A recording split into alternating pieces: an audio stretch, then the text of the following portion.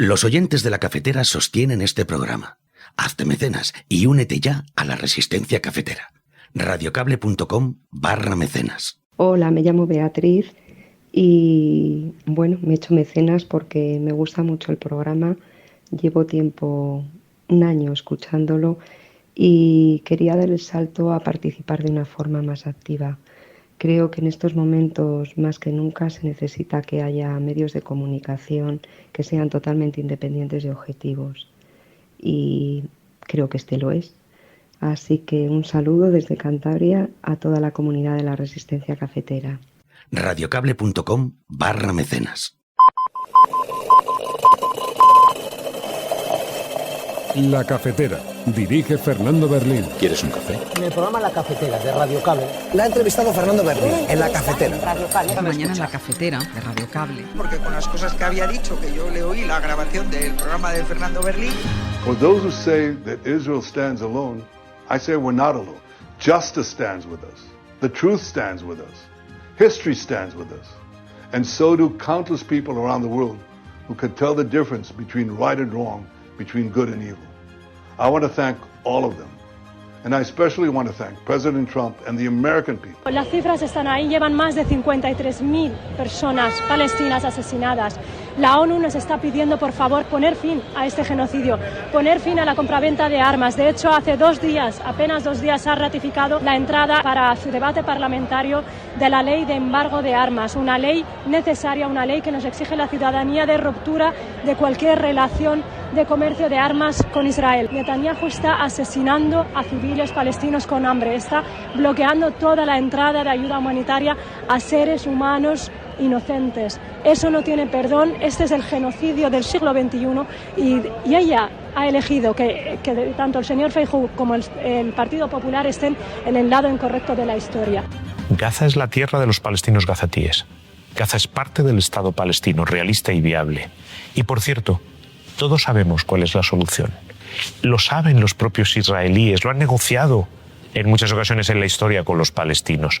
Ha llegado la hora de poner en pie un Estado realista y viable palestino, que tiene que incluir a Gaza y a Cisjordania, que tienen que tener continuidad territorial y estar conectada por un territorio, que tienen que tener una salida al mar con un puerto en Gaza y que tiene que tener su capital en Jerusalén Este. Le voy a decir, el genocidio es el exterminio o eliminación sistemática de un grupo humano por motivos de raza, etnia, religión, política o nacionalidad. Y aquí los únicos que han hablado de genocidio son ustedes y su jefa cuando llamó a exterminar a Israel desde el río hasta el mar. Eso sí, luego se puso la toquilla, la rebequilla y se fue a hacer sex al Vaticano. Es la misma. ¿Y qué hacen las autoridades palestinas por proteger a su gente? Ni agua, ni educación, túneles para bombardear sistemáticamente a Israel. Pero resulta que cuando luego hay otros genocidios precisamente contra esos católicos, como pasa en África, solo en Nigeria, 10.000 asesinatos entre el 2022 y 2024, calladitos, pero selfies en el Vaticano, claro que sí. El Partido Popular tiene que estar donde está, que es en el equilibrio y en la sensatez. Y todos coincidimos en una cosa, que esto hay que pararlo. Que esto hay que pararlo. Y por tanto en eso estamos todos de acuerdo. Este disparate que estamos viendo en Gaza hay que pararlo. O sea, digamos, las actuaciones de Israel no pueden ser infinitas. Hemos hecho convocatorias públicas, hemos hecho anuncios públicos, hemos puesto un teléfono de atención, para también todas las gestiones personalizadas que necesitan. Está la directora general de prevención a su disposición para las gestiones personales también que necesiten.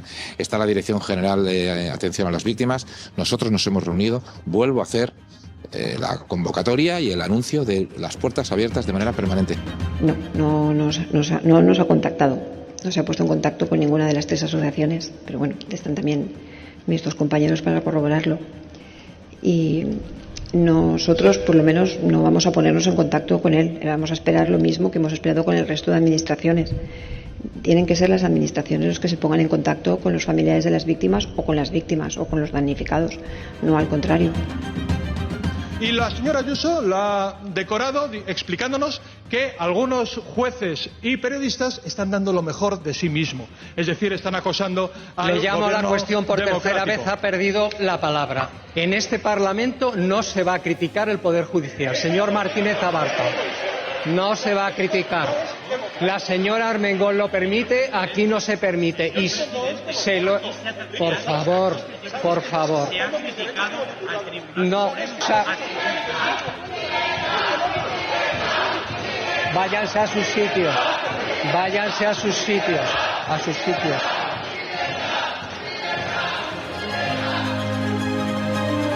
Eres la muñeca hinchable del Partido Socialista. Menuda hija de puta. Tú lo sabías. No te hace mejor que Ábalos. ¿Cómo puedes tener la conciencia tranquila?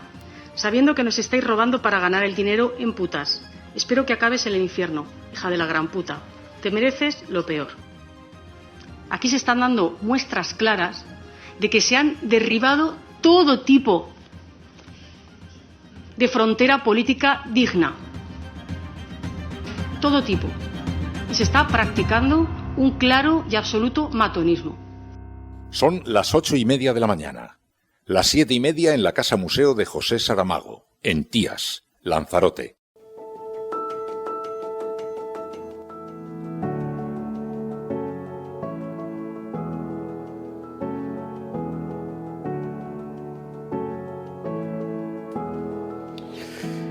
Ay, buenos días, amigos de la cafetera, hermanos del café, víctimas de la cafeína, idolatradores del primer sorbo.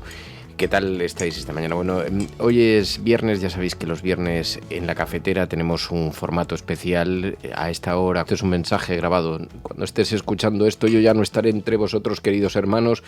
Habré desaparecido en los oscuros callejones de la corte madrileña, donde se suceden las cuchilladas y los navajazos traperos en las tertulias. Estaré en alguna tertulia televisiva a esta hora. Y entonces lo que hacemos es dejar una buena parte de este programa grabado a lo largo de la semana y una pequeña parte a muy primera hora de la mañana. Aquí apenas está emergiendo el sol entre los edificios, empieza a asomar el día y empieza a anunciarnos por fin la llegada del fin de semana.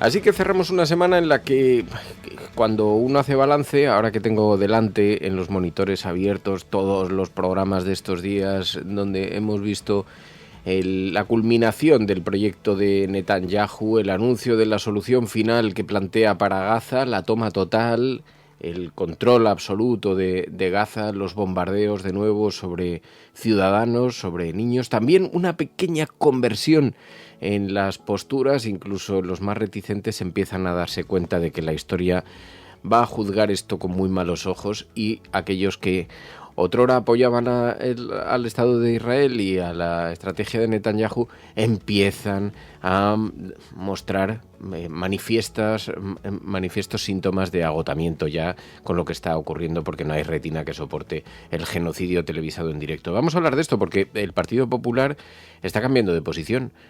Tímidamente todavía, muy tímidamente, pero empieza a pedir que Israel frene en esa estrategia. Eso sí, señala constantemente también, pero los responsables, que no se olvide, los responsables de esto siguen siendo los de Hamás. Un giro de posiciones que, entre otras cosas, lo que evidencia es que este Partido Popular, que lleva meses justificando las atrocidades de Israel, hemos visto a Ayuso, a Almeida, los hemos escuchado aquí esta misma semana en la cafetera, donde hicimos un repaso de algunas de esas declaraciones. Bueno, pues empieza el PP a notar que la ciudadanía no digiere esto y empieza a cambiar el discurso. Y esto lo que nos lleva a pensar es que el Partido Popular solo entiende la moral como algo instrumental, cuando tiene intereses electorales, en esa flexibilidad, en ese relativismo moral que hace que partidos, bueno, lo hemos visto en general en la derecha, y a mí no me gustan las generalizaciones, pero sabéis que un partido como Vox, que en ocasiones tiene discursos filofranquistas, que les hemos oído pues justificar, entre otras cosas, pues la permanencia del dictador Franco en el Valle de los Caídos y algunas posiciones de esta naturaleza. Bueno, en esas posiciones filofranquistas, en las que ha navegado la derecha y la extrema derecha en España, es muy llamativo ver cómo han ido cambiando de posición y de la amenaza judeo-masónica que Franco colocaba encima de la mesa y que les hacía odiar a los judíos, se han ido escorando, se han ido inclinando, se han ido acercando a la postura de Netanyahu y con un enemigo común, si algo odian más que esa tradición antijudía en la derecha y en la ultraderecha española son a los árabes y a la inmigración. Así que ahora, de forma instrumental, pues también se acercan a la visión Netanyahu. Todo esto es muy irónico porque resulta verdaderamente llamativo ver cómo la extrema derecha de Israel es capaz de tragar con la fraternidad de la extrema derecha europea, que hasta hace 2 días habría sido uno de sus grandes perseguidores. Pero bueno, sea como sea, ya sabéis que las enemistades hacen increíbles compañeros de cama, y aquí nos encontramos ahora con todas estas contradicciones encima de la mesa. Bueno, en este viaje que vive la derecha, ahora vamos a hablar de eso, porque vais a alucinar algunas de las declaraciones de las últimas horas, pero sobre todo estamos observando cómo también, sí, además de este giro, este cambio de posiciones, han ocurrido otras cosas en la actualidad española. Bueno, muy buenos días a todos. Esto es La Cafetera. Si lo estás escuchando, eres La Resistencia y no estás sola. Los oyentes de La Cafetera sostienen este programa. Hazte mecenas y únete ya a la Resistencia Cafetera. radiocable.com/mecenas. Ay, es que estas pequeñas pausas sirven para dar un trago de café. Gracias a los que os habéis hecho mecenas esta semana, que habéis apoyado el programa. Os lo agradecemos de corazón, porque este es un programa que se sostiene, como sabéis, gracias a las aportaciones de los oyentes, y que de otra manera es un proyecto que no podría salir adelante. Así que de verdad, de corazón, muchísimas gracias. Bueno, vamos a hablar con Pilar de la Peña enseguida para ver qué retrato ha dejado la prensa internacional sobre la actualidad de España de estos días. Hablaremos también en Plata o Plomo de Cuando nadie nos ve. La serie de Maribel Verdú está muy bien, un thriller así policíaco, pero con tintes muy del sur de España. Interesante, muy interesante. Hablaremos también con François Mousseau. Nos gusta mucho hablar con el corresponsal francés, nos gusta mucho hablar con él. Sabéis que es el impulsor de Diario Vivo, estas escenificaciones de relatos, de historias reales que llevan al escenario, a los que puedes asistir en un teatro, y que siempre se convierte en un gran contador de historias, y de vez en cuando le vamos llamando. Ahora tienen el próximo lunes una de estas convocatorias, y así tenemos la oportunidad de charlar y escuchar alguna buena historia, porque es un gran cuentacuentos, un gran contador de historias, François Mousseau, y nos gusta mucho conversar con él. Vamos a hablar con la autora también, con la escritora Lu Pérez. Ha publicado una novela llamada Nieve. Vamos a charlar con ella aquí dentro de un ratito, con Clara Nuño. Y también hablaremos con Bartu de una figura, Satoru Iwata. Es toda una referencia en el universo de los videojuegos, un extraordinario creador que ha dejado un legado de videojuegos maravilloso, y siempre reivindicamos un poquito esas figuras, y así charlamos un poquito también con nuestros oyentes. Hablamos con Bartu dentro de un rato. Así que, bueno, os decía, de las cuestiones de Gaza siguen en las portadas internacionales, en las portadas de los periódicos. Hay algunos elementos de actualidad también muy interesantes. Hemos visto, por ejemplo, en las últimas horas, a Netanyahu agradeciendo el apoyo de Trump y señalando que Israel no está sola en su estrategia de invadir Gaza, que le acompaña la justicia, que le acompaña la razón, que le acompaña la verdad, y que entienden muy bien la diferencia entre el diablo y Dios. For those who say that Israel stands alone, I say we're not alone. Justice stands with us. The truth stands with us. History stands with us. And so do countless people around the world who can tell the difference between right and wrong, between good and evil. I want to thank all of them. And I especially want to thank President Trump and the American people for their forthright stand with Israel and with the Jewish people. Empiezan a acusar también las críticas que llegan de todos los lugares del mundo. El último de los países muy contundentes, sabéis que ha sido Israel. Starmer ha dicho que el Reino Unido está horrorizado por la escalada bélica de Israel en Gaza. Bueno, eso ha llevado también a Netanyahu a criticar esa posición. Dice que no se están colocando en el lugar adecuado de la historia. I say to President Macron, Prime Minister Carney and Prime Minister Starmer, when mass murderers, rapists, baby killers and kidnappers thank you, you're on the wrong side of justice. You're on the wrong side of humanity. Dice, cuando los asesinos, los violadores, los asesinos de niños dicen estar en darte las gracias, es que estás en el lado equivocado de la historia. Bueno, es que se está produciendo una cosa. Dice La Vanguardia esta mañana que Israel asocia el asesinato de 2 judíos en Estados Unidos a las críticas europeas. En este conflicto de Oriente Medio hemos visto cómo efectivamente desde el gobierno de Netanyahu señalaba a las críticas lanzadas desde Europa como instigadores del antisemitismo que habría movilizado al asesino, habría empujado al asesino a cometer esta atrocidad. Pues bien, ese es uno de los asuntos que esta mañana ocupa la portada, pero el lado correcto, el lado incorrecto de la historia. Ayer vimos a Álvarez en el Huffington Post. Dice que ha llegado la hora de poner en pie el Estado palestino. Gaza es la tierra de los palestinos gazatíes. Gaza es parte del Estado palestino, realista y viable. Y por cierto, todos sabemos cuál es la solución. Lo saben los propios israelíes, lo han negociado en muchas ocasiones en la historia con los palestinos. Ha llegado la hora de poner en pie un Estado realista y viable palestino. Lo que no parece es que Netanyahu esté en esa posición ahora mismo. Pero bueno, también hemos visto a Teshidi señalando que el lado de la historia de Feijóo es precisamente la orilla equivocada. La señora Díaz Ayuso nos ha vuelto a acusar, la jefa del señor Feijóo nos ha acusado de antisemitismo, cuando las cifras están ahí. Llevan más de 53.000 personas palestinas asesinadas.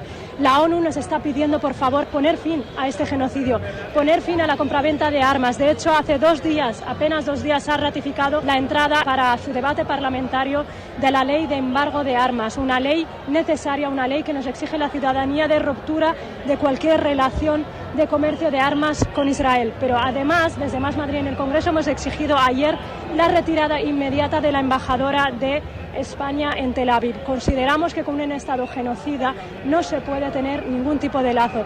Debemos retornar nuestra embajadora, pero sobre todo hacer un boicot total, ya sea con armas, comercio y sobre todo con relaciones diplomáticas.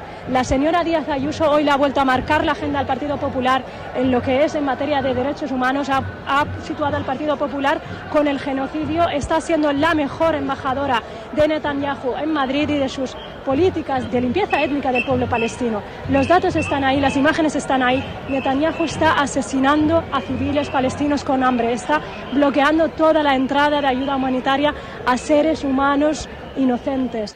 Así que, bueno, un asunto en materia internacional que ha invadido también la actualidad en España. Hemos visto además también este giro, este cambio de posición en el Partido Popular. Os decía, en las últimas horas ha habido varios pronunciamientos y el último de ellos ha sido precisamente el de Juanma Moreno. Dice que esto no puede seguir así. El Partido Popular tiene que estar donde está, que es en el equilibrio y en la sensatez. Y todos coincidimos en una cosa, que esto hay que pararlo. Que esto hay que pararlo. Y por tanto en eso estamos todos de acuerdo. Este disparate que estamos viendo en Gaza hay que pararlo. O sea, digamos, las actuaciones de Israel no pueden ser infinitas. El caso es que es uno de los pronunciamientos. También Núñez Feijóo en las últimas horas ha variado en algo su discurso, que no parece ser nada partidaria de hacerlo. Es Isabel Díaz Ayuso, que se niega a condenar el genocidio palestino y señala y se burla de todo el mundo. Debe decir, el genocidio es el exterminio o eliminación sistemática de un grupo humano por motivos de raza, etnia, religión, política o nacionalidad. Y aquí los únicos que han hablado de genocidio son ustedes y su jefa, cuando llamó a exterminar a Israel desde el río hasta el mar. Eso sí, luego se puso la toquilla, la rebequilla y se fue a hacer selfies al Vaticano. Es la misma. ¿Y qué hacen? Así que los selfies en el Vaticano como elemento de confrontación política para Isabel Díaz Ayuso. Pero bueno, mientras tanto, es verdad, otra de las polémicas ayer que acompañó fue precisamente en el Parlamento de Madrid. Sucedió una situación, es un auténtico atropello en términos democráticos. Debería tener consecuencias gravísimas porque le retiraron la palabra a un diputado que se estaba expresando, estaba haciendo un razonamiento sobre cómo presiona la justicia, cómo abraza la justicia el Partido Popular, cómo intenta manipularla, y el presidente del Parlamento impidió a Más Madrid que continuase. Les quitó la palabra. Y la señora Ayuso la ha decorado explicándonos que algunos jueces y periodistas están dando lo mejor de sí mismo. Es decir, están acosando al Le llamo a la cuestión por tercera democrático. vez, ha perdido la palabra.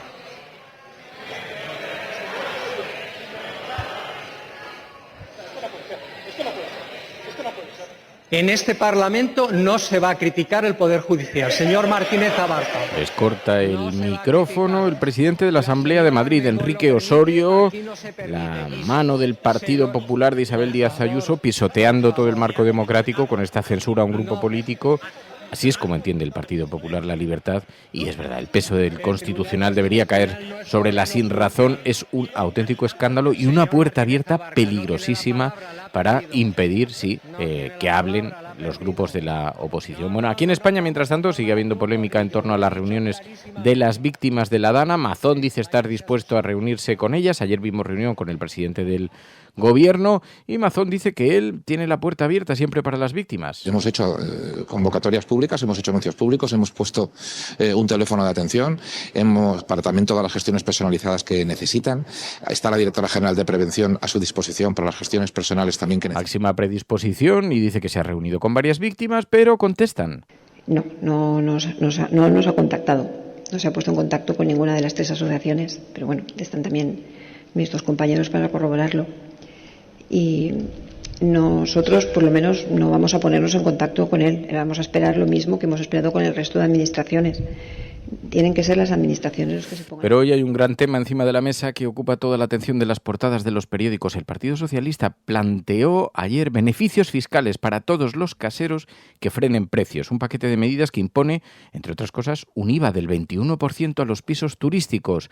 Pretenden poner coto a los pisos de alquiler y también a las inversiones de extranjeros no residentes con fines que no son los del acceso a la vivienda.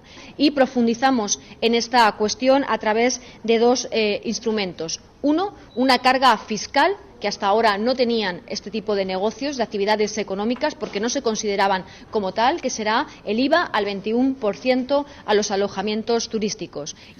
Bueno, vamos a ver cuál es el retrato que ha hecho la prensa internacional de la actualidad de los últimos días en España. Programas de radio, de televisión en España, la prensa burlándose de nuestra propuesta. Podrán decir todos los periódicos del mundo lo que quieran. Que a democracia va a ganar. En España, el ex vicepresidente del gobierno... En España finaliza el recuento de votos en los comicios municipales y autonómicos con una participación del 64%. Rodrigo Rato is under investigation. Dejaré lo mejor de mí, para poder estar a la altura de la confianza que ustedes me han entregado. No olvidamos justicia, verdad, respeto. Seguimos. Bueno, pues abrimos un capítulo, ya lo sabéis, los viernes para hablar de la imagen que proyecta España en el exterior, y lo hacemos de la mano de Pilar de la Peña. Pilar de la Peña, muy buenos días. Hola, buenos días a toda la resistencia. ¿Y qué noticias, cómo recogen en los medios internacionales noticias referidas a nuestro país? Una semana en la que la reacción de España ante la campaña de Israel en Gaza, especialmente la polémica en torno a Eurovisión, pero también la ley de embargo de armas, todo el debate, la petición de sanciones, ha tenido bastante eco, ¿verdad? Sí, la verdad es que, bueno, por un lado, toda esta polémica que ha rodeado el Festival de Eurovisión, que ha coleado toda la semana, especialmente, porque además el presidente Pedro Sánchez intervino en la polémica y se mostró abiertamente a favor de excluir a Israel del certamen. Es algo que, bueno, pues han recogido y destacado numerosos medios, desde la BBC, a Deutsche Welle, Reuters, también Euronews, el Nouvel Observateur. Es decir, ha habido multitud de medios internacionales que lo han puesto de relieve, y luego también han destacado todo lo que sucedió en Eurovisión, ¿no? En este sentido, pues desde digamos la presión a Televisión Española, que emitió una serie de mensajes de apoyo al pueblo palestino, y un poco recordando lo que estaba sucediendo en Gaza. Incluso algunos medios hablaban, en Sud-Ouest, por ejemplo, el diario francés destacaba que Televisión Española desafió al organizador de Eurovisión, que le había pues obligado a no manifestarse con respecto a Gaza, pues en alusión a la neutralidad del festival. Pues fue una cosa que ha llamado bastante la atención. Fíjate que hasta la polémica del televoto, esta digamos, pues toda esta controversia que ha habido, porque resulta que, a pesar de todas las protestas del gobierno, incluso las protestas en la calle, pues se supone que el televoto, que es el voto popular de los espectadores en España, pues el país más votado fue fue Israel, ¿no? Cuando se supone que había una campaña, y luego tanto desde Televisión Española como desde algunos analistas pues han puesto en cuestión el resultado de este televoto, señalando que podía haber sido manipulado desde Israel para favorecerle. Esto es algo que también han destacado algunos medios internacionales, sin ir más lejos. La BBC lo recogía, pero también algunos medios belgas, porque fíjate que algo parecido pasó con la televisión belga, que también participaba en Eurovisión, y pues que mostró, digamos, también su televisión belga criticó, o digamos, mostró su solidaridad con el pueblo palestino, y uno de sus figuras políticas pues también había pedido que se investigara este televoto, ¿no? En varios medios belgas, como por ejemplo la Dernière Heure, lo pusieron de relieve. La BBC, fíjate que también se hacía eco de la reacción de un ministro israelí que consideraba que este televoto había sido una bofetada a Pedro Sánchez. Pero fíjate que es verdad que lo que más ha llamado la atención de los medios internacionales ha sido con respecto a Eurovisión, ha sido estas palabras de Pedro Sánchez, pues abogando abiertamente por excluir a Israel de los eventos culturales internacionales como Eurovisión, pero no únicamente Eurovisión, porque consideraba que la guerra de Gaza, por su ofensiva militar en la guerra de Gaza, que además trazaba un paralelismo con la de Rusia en Ucrania, y entonces pues Pedro Sánchez defendía que no se podía caer en dobles estándar y que por ello mismo había que, digamos, aplicar el mismo tratamiento a Israel que a Rusia, que ya había sido excluido. Y esto es algo que han destacado numerosos medios internacionales, recordando que desde hace tiempo España es uno de los países, y en concreto Pedro Sánchez, uno de los políticos europeos más críticos con la política de Israel. Por ejemplo, Haaretz, que es uno de los periódicos considerados más progresistas en Israel, y que incluso han mantenido bastantes críticas a la política de Netanyahu, ponía de relieve esto, ¿no? Que Sánchez era el primer líder europeo que se manifestaba así y que pedía, por ejemplo, la exclusión de Israel en Eurovisión. También luego han tenido un cierto eco, aunque menor, pero sí que es verdad que algunos medios lo han puesto de relieve, digamos, la proposición de ley para que hubiera un embargo de armas hacia Israel. Algún medio también ha recogido algunas de las críticas de Yolanda Díaz, por ejemplo, acusando a Benjamín Netanyahu de estar utilizando, digamos, el hambre como un arma de guerra, y toda la indignación en general, y en concreto las críticas que desde España se han hecho a la política israelí en Gaza, es un asunto que ha tenido bastante eco en los medios esta semana. El compromiso de España con la legalidad internacional y con los derechos humanos debe ser constante y debe ser coherente, también desde Europa. Y por eso creo que nadie se llevó las manos a la cabeza cuando se inició hace 3 años la invasión de Rusia a Ucrania y se le exigió la salida de nada más y nada menos competiciones internacionales, y también el no participar, por ejemplo, recientemente lo hemos visto este pasado fin de semana en Eurovisión. Y por tanto tampoco debería hacerlo Israel. Porque lo que no podemos permitir son dobles estándares, tampoco en la cultura.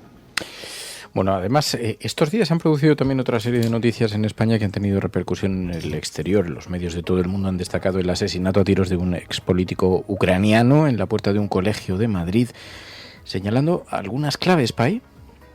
Sí, la verdad es que todos los detalles de este suceso y de este asesinato, pues en la puerta de un colegio, cuando Andriy Portnov, que es el nombre de este expolítico ucraniano, cuando se supo que había sido asesinado después de dejar a su hija en el colegio, a la puerta del colegio americano de Pozuelo de Alarcón, digamos una localidad madrileña de bastante alto standing, en donde este colegio es un colegio de élite, pues todos los detalles, según se iban conociendo, han tenido muchísimo eco en los medios internacionales, desde medios estadounidenses como la CNN o el New York Times, la CBS, The Guardian en Reino Unido, en Francia, Libération, Le Figaro, de Político también, es decir, ha habido multitud, Al Jazeera también, ha sido realmente masiva el hacerse eco de este asesinato y de este suceso que realmente impactaba por los detalles. Todos los medios internacionales dan un poquito los detalles de cómo sucedió, de cómo pues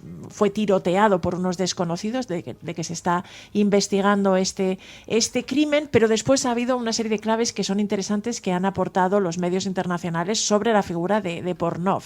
En principio se trata de un expolítico ucraniano, pero es verdad que era un político ucraniano controvertido, porque además la CNN recuerda que, por ejemplo, estaba sancionado en Estados Unidos. Es de hecho el titular que utiliza, ¿no? Un expolítico ucraniano sancionado es asesinado en las afueras del Colegio Americano de Madrid. Y bueno, explican un poquito que se trata de una figura que había realmente alcanzado un gran poder, especialmente en la anterior época, en la época relacionada con la administración y con el gobierno de Viktor Yanukovych, que fue el presidente ucraniano hasta 2014, hasta que se produce este levantamiento que desde algunos, Rusia por ejemplo, señalaba casi como un golpe de Estado, y desde Occidente se considera una revolución, la revolución del Maidán o la revolución naranja, que digamos cambia el gobierno en Ucrania y acerca a Ucrania a posiciones más proeuropeístas.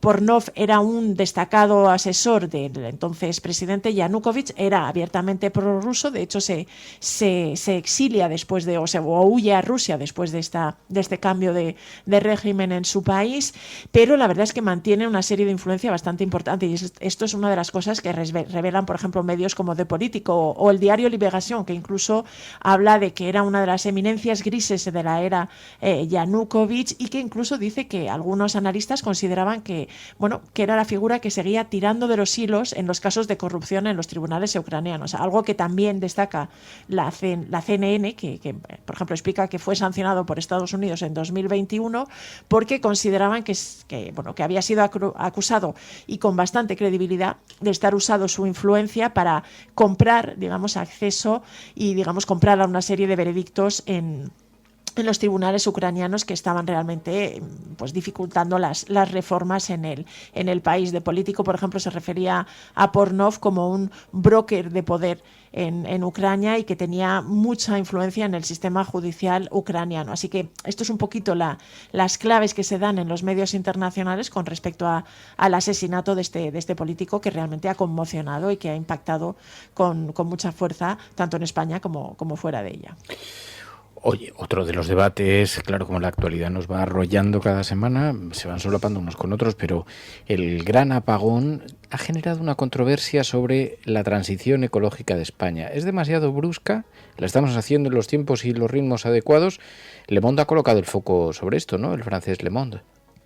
Sí, el primer diario francés, en un reportaje de su corresponsal, de Sandrine Morel, en el que, el titular es esto un poco, ¿no? La controversia alrededor de si ha sido excesivamente brusca la aceleración de la transición ecológica en España, ¿no? Al final detalla un poquito en el reportaje cómo, en los últimos 6 años, explica algo así como que ya sea en los olivares andaluces, en los pastos de Extremadura o en las planicies de Castilla-La Mancha, pues realmente los parques solares han crecido como champiñones por toda España, ¿no? Y recuerda que, por ejemplo, en 2018, España apenas contaba con 4,7 gigavatios de potencia fotovoltaica instalada, que representaba algo así como poco más de un 3%, del mix energético, pero que en 2024 ya había 33 gigavatios que cubrían el 17% de la demanda eléctrica. Y explicaba cómo España a principios del milenio había sido muy activa en el desarrollo de las energías renovables. Sin embargo, después de la crisis de 2009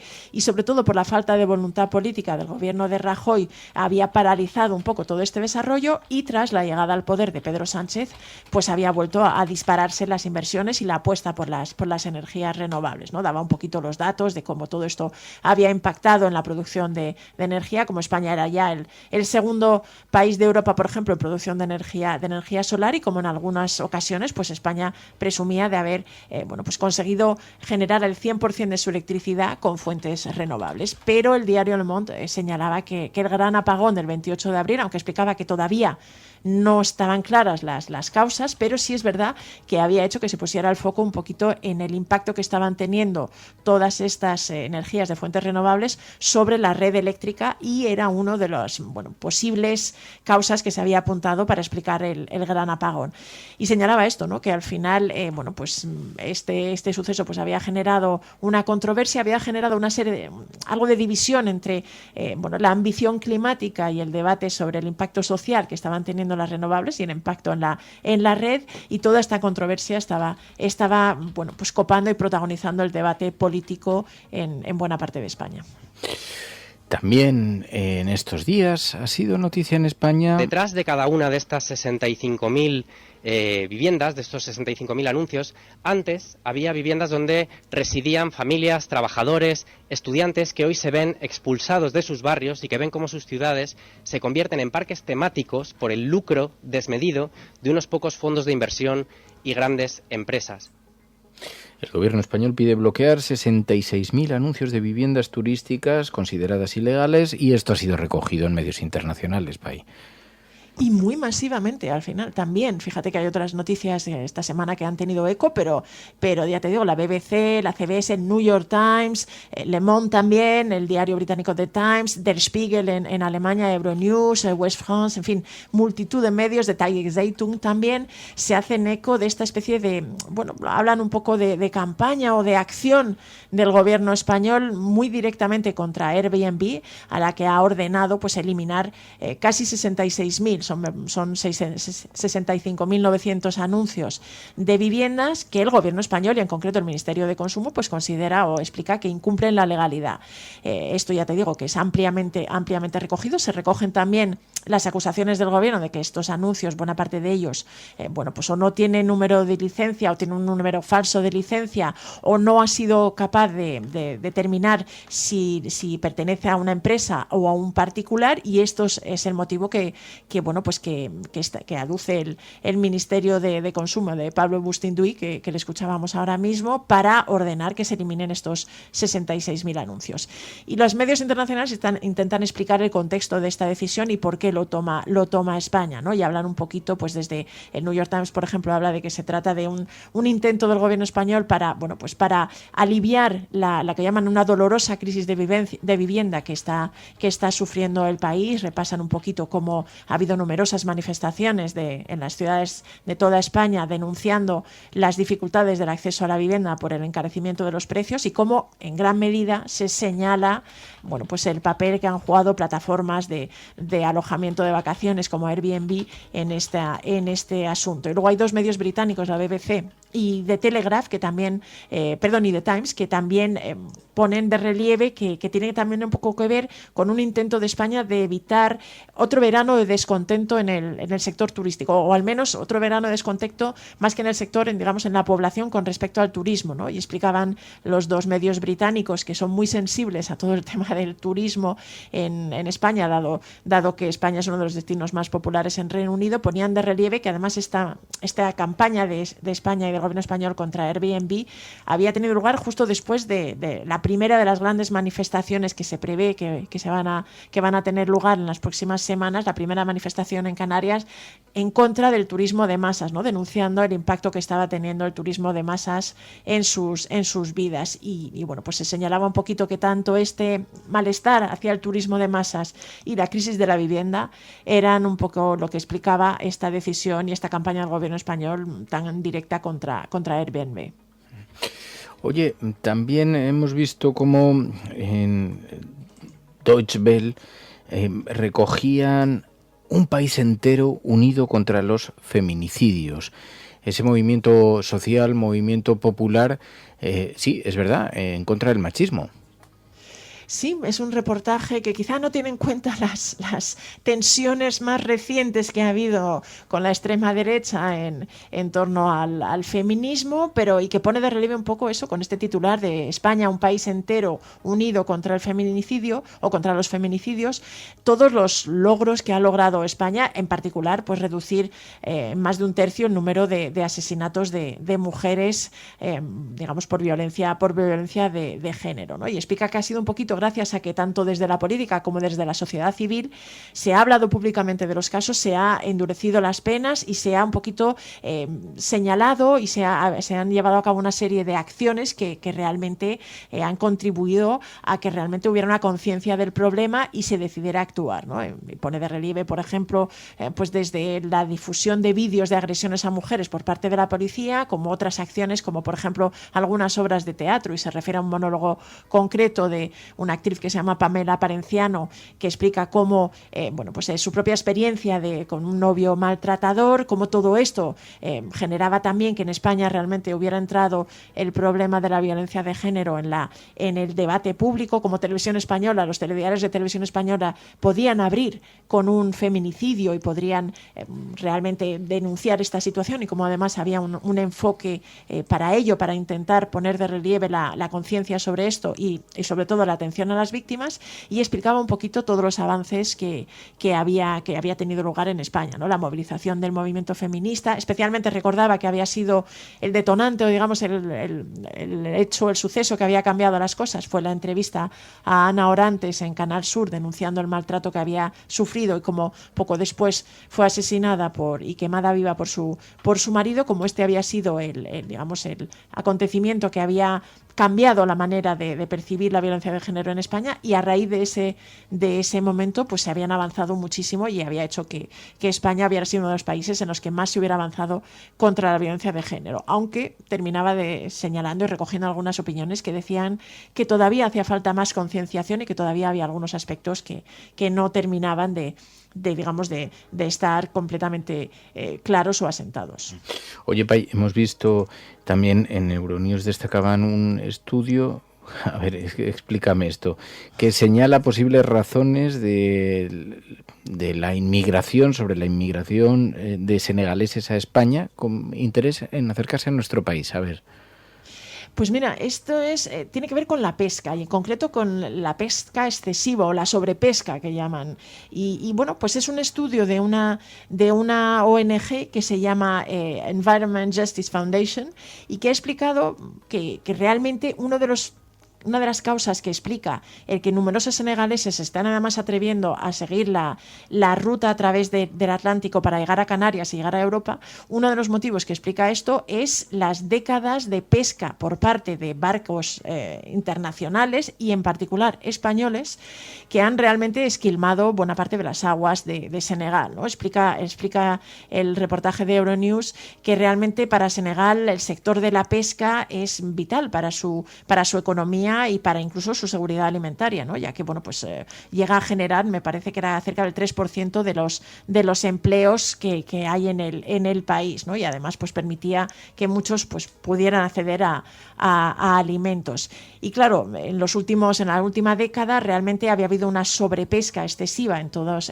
los caladeros, que había reducido, fíjate que decía el estudio, que hasta el 57% de las especies de peces en Senegal ya estaban en peligro después de toda esta sobrepesca. Señalaba en particular a la industria pesquera internacional, aunque decía que también los propios pesqueros, los pequeños pescadores de Senegal también habían adoptado algunas de las técnicas de la pesca de arrastre y también habrían empeorado el problema. Pero lo que ponía de relieve es que esto había empujado a muchísimos senegaleses a tener que huir de su país para buscarse la vida en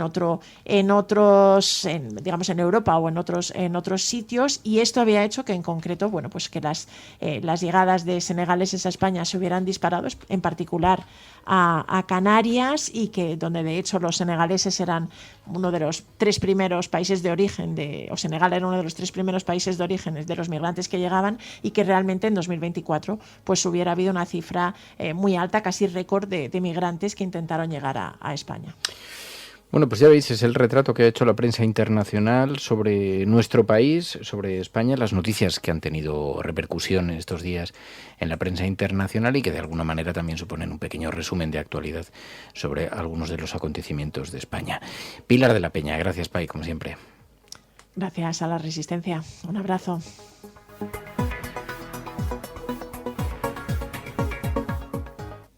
La Cafetera y Neutral presentan Plata o plomo. El mundo en series. En el Juego de Tronos o ganas o mueres. Con Fernando Merlín y Ana Pastor. ¿Sabes dónde estás? Es una radio pirata. De la zona neutral. Nos recuerda un poco por qué luchamos. La noche es oscura y alberga horrores. La noche es oscura y alberga horrores. Nada cambia de golpe. Si estuvieras en una bañera que se calienta poco a poco, morirías hervida sin darte cuenta. Estamos juntos. Somos un trío. Nosotros vivimos románticamente juntos. Hola, habla con Walter White.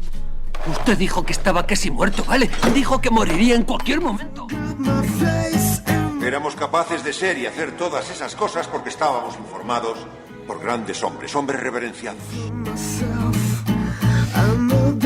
Plata o plomo el mundo a través de las series de televisión, a través de los documentales con Ana Pastor, Neutral. Ana Pastor, buenos días. Muy buenos días. Bueno, y con nuevas recomendaciones cada semana, no te quejarás, ¿eh? Cada semana una misión, cada semana una... Oye, pues te digo una cosa, llevas un ritmo de visionado de series que estoy alucinando, también te digo. Bueno, me llevas a un ritmo, necesitas mandanga todas las semanas y tengo que ponerme las pilas. Luego cuando hay parones, Semana Santa, Navidad y esas cosas, aprovecho para coger impulso. De hecho, tengo varias ahí en cartera, pero quiero recomendarte una española que me ha gustado mucho esta semana y que son 8 capitulitos que creo que puede gustar y sorprender. Y he empezado a verla, cuando me has dicho que íbamos a hablar de ella, he visto el primer capítulo solamente, pero ya me da un acercamiento a la atmósfera, a los actores, a las actrices, cuando nadie nos ve. 8 capítulos, ¿no? Que está en HBO. Está en HBO, que ahora se llama Max y que vuelve, por cierto, dentro de poco otra vez a llamarse, por lo visto, HBO Max. Estas cosas de cambiar los nombres a los sitios. Es una de las plataformas, como sabéis, y esta serie española es curiosa por varias razones. Bueno, la dirige Enrique Urbizo, que tiene una larguísima trayectoria, y una de sus protagonistas principales, una de ellas, es Maribel Verdú. Tenemos a la sargento Lucía Gutiérrez, que es ella, Maribel Verdú, y la escena es inicial y está muy bien porque además está rodada allí en Morón de la Frontera. Es una serie de esas que hemos hablado alguna vez que nos pasa con Galicia, con el País Vasco y demás, muy serie de allí, con actores y con actrices también, no es el caso de Maribel Verdú, pero sí de otros andaluces. Está rodada en Morón de la Frontera y la primera escena la sitúa en la Semana Santa del año 2024 en ese pueblo andaluz. Y claro, ya conocemos todos cómo es la Semana Santa, muy icónica, ¿no?, en esos lugares. Y bueno, no voy a desvelar mucho, pero la primera escena es que uno de los cofrades empieza a tener alucinaciones por algo que ha tomado. Pues a partir de ahí esta sargento tiene que empezar a investigar algunas de las cosas que pasan y además, en paralelo, como tú has visto el primer capítulo, vemos también a un tipo que vive en el pueblo y que está haciendo un ritual del que no voy a desvelar mucho tampoco, japonés, un poquito salvaje. A ver, se puede revelar porque está en el primer capítulo, tía, y ya está. Esto no es spoiler. Pero no desvelemos nada, nada. Que sí, es la primera imagen, Por eso, pero no desvelemos nada. Bueno, a ver, si digo un ritual japonés un poco salvaje, tampoco hay que dar muchas más pistas. Pero bueno, ¿por qué creo que es interesante y diferente? Ya hemos dicho que por un lado es que está rodada en Morón de la Frontera. Como todos recordamos, en Morón de la Frontera hay una base norteamericana además, es decir, traslada muy bien esa esfera mixta que hay, pues tanto ahí como en Rota, de vida americana, vida andaluza mezclada, y hay pues un asesinato y entonces esta sargento de la Guardia Civil tiene que empezar a investigar y hay una desaparición y un asesinato, entonces se van entremezclando historias. Me gusta por lo que te digo, de repente he descubierto ahí a Eloy Azorín, que es un actor que hacía mucho que no veía, o por ejemplo a Óscar Igares, que si no recuerdo mal, que por cierto hace político, es torero, y de repente lo he visto ahí actuando y he dicho, pues mira, ni tan mal. Sale también Dani Rovira, está Luis Montilla, Mariela Garriga. Sí, sí. Hay gente bastante, Lucía Jiménez y su hermana Rebeca Jiménez, y hay mucho de vida en la base, de los americanos que están allí destinados, cómo conviven con la gente de Morón, y en mitad de todo esto la investigación y mucho menudeo de drogas también en la zona por bajarlo, que no son todo asesinatos y desapariciones. Thriller, trama policial, está muy bien en ese sentido. A mí me gusta también, me parece bastante interesante que las protagonistas sea una suerte de liderazgo femenino digamos, en la policía, en la Guardia Civil, en el ejército estadounidense, ¿no? Que tenga ese rasgo. Sí, de hecho, Mariela Garriga, creo que se llama la actriz que hace de investigadora americana, la mandan allí a Morón desde Estados Unidos, es una actriz latina que viene a ser como un poco la contraparte de Maribel Verdú en la Guardia Civil, pues ella pues no sé si es el FBI o qué será, pero viene a investigar qué está pasando en la base, ¿no? Y entonces, como tú dices, empieza ya a ser más recurrente que veamos no solo a 2 mujeres dentro de fuerzas y cuerpos de seguridad del Estado, que hay muchísimas en todas partes, sino liderando una investigación y coordinándose para esa investigación. Entonces, bueno, se establecen unos códigos a veces diferentes, a veces igual que si fueran hombres, no, en eso no hay, en algunas cosas no hay mucha diferencia. Pero sí que es verdad que empieza a ser más común de lo que era antes, ¿no? Lo hemos visto en muchas series americanas, pero a mí esta me gusta porque rezuma esa parte americana que suele gustar de las series, porque es un thriller, como tú has dicho, un true crime, pero a la vez es Morón de la Frontera y es la Semana Santa allí, ¿no? Entonces, bueno, creo que han conseguido muy bien ese equilibrio por parte del director y por el casting que han hecho también y el rodaje. Luego es interesante esto que decías, el impacto que supone la base militar estadounidense, ¿no? Y el impacto para la sociedad allí, para la vida allí, las dinámicas de poder, la influencia extranjera también en lugares así, que tiene toda esa parte tradicional, pero que tiene ese choque también entre ambas cosas, ¿no? En una especie así de colonialismo cultural. Sí, de hecho, hay cosas que quizá mucha gente no sabe, quienes viven cerca de una base militar como es así, pero la gente que está destinada allí, los americanos que están destinados allí, algunos viven dentro de la base donde hay de todo, hay universidades, hay colegios, hay de todo. Algunos viven fuera de la base, pero tú no puedes estar a cierta distancia de la base, no recuerdo cuántos kilómetros son, que da lugar también aparte de la investigación de la serie que no voy a desvelar. Pero te cuenta un poco cómo son esas rutinas de seguridad, de cómo relacionarte con otros cuando vienes de fuera y cuando tienes, bueno, pues un tipo de trabajo que tiene que ver con eso, con la seguridad. Y cómo en el fondo, pues a la vez quieres disfrutar del sitio en el que estás, ¿no? Y cualquiera que conozca un poco esas zonas, tanto de Morón como de Rota, pues sabe que efectivamente se integran. De hecho, hay muchos matrimonios mixtos también, ¿no? Que es gente que está ahí destinada y se acaba enamorando de alguien de allí y acaban casándose y acaban quedándose incluso los americanos, ¿no? O sea que está bastante normalizado allí, pero quizá la serie lo retrata de una manera que te permite verlo con mucha más naturalidad si no has estado por la zona. Claro, porque esto además obliga a convivir a diferentes nacionalidades, diferentes culturas, diferentes idiomas, pero también un montón de desafíos de convivencia con toda la multiculturalidad que eso supone, ¿no? Pero, oye, las desigualdades sociales, económicas, que también se ven en... Sí, eso también sale reflejado, ¿no? Hay una parte de la historia que se investiga o que se cuenta en la serie que tiene que ver con eso, ¿no? O sea, hay zonas de Morón más prósperas, próximas a una vida más fácil, también por la relación que puedan tener con la base. Y súper deprimidas, periféricas también. Sí, y luego está la periferia, ¿no? Que es gente que está más en los márgenes en general en cualquier lado, no solo allí y no solo en la serie. Pero está bien construida también esa parte de la historia de cómo hay gente que se queda al margen y al margen sigue pase lo que pase. Y luego hay cameos interesantes que no vamos a desvelar y que veo que tú no has visto porque si no, ya me lo habrías dicho. No he llegado ahí, pero vamos, ya sabes que yo no temo a los spoilers, que a mí no me importa... Ya, pero no, ya lo comentaremos. Pero claro, siempre tenemos que hablar tan crípticamente de las cosas. Está muy bien Maribel Verdú, me ha gustado mucho verla en este registro, en este papel así de guardia civil uniformada, también con la relación con su hija adolescente, que no levanta la mirada del teléfono móvil, me ha parecido que era bastante... Está espectacular Maribel Verdú, hace de... Esto sí lo voy a contar, pero efectivamente es madre de una adolescente, adolescente crecidita, y vive también con su suegra. Entonces, al principio la serie no te desvela qué hacen esas 3 mujeres viviendo, porque ellas 2 viven con la suegra. Y no hay un hombre en la casa. Y entonces pues eso también se desvela un poquito más adelante y forma parte de la trama, ¿no? A mí me encanta Maribel Verdú, pero me encanta sobre todo cómo me ha desconcertado verla en un papel de la sargento Lucía Gutiérrez, que no es habitual en ella tampoco, y que permite recordarnos otra vez lo buenísima actriz que es, cómo se adapta a formatos o a roles tan diferentes. Total. Pues Cuando nadie nos ve, 8 capítulos, una serie recomendable, está muy bien, es un thriller así policial, un true crime y está muy interesante. Ana Pastor, Neutral, muchísimas gracias, como siempre. Muchísimas gracias.